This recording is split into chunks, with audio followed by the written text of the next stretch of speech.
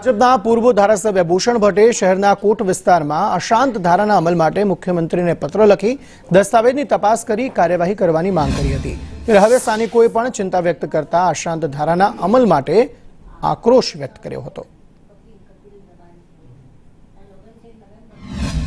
અશાંત ધારાનું અમલીકરણ કોટ વિસ્તારમાં નથી થતું તેવા આક્ષેપો પણ કરવામાં આવે છે ને આમ એક ગંભીર પ્રશ્ન પણ થયો છે।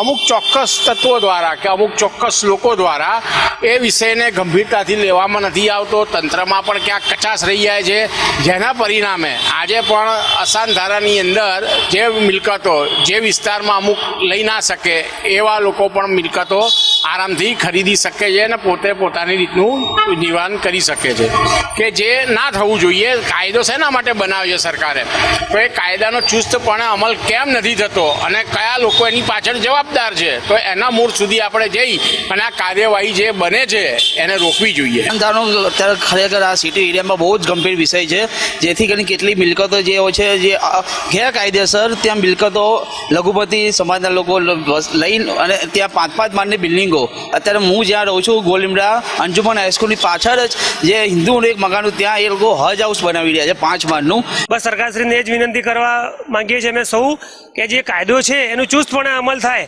અને લોકો શાંતિ અને સલામતી અનુભવે। જે ડરના કારણે લોકો પલાયન કરે છે એવી સ્થિતિ ના સર્જાય એનું સરકારશ્રી ખૂબ ધ્યાન રાખે। કેમેરામેન ચેતન પરમાર સાથે દિવ્યા ચૌહાણ, સંદેશ ન્યૂઝ, અમદાવાદ।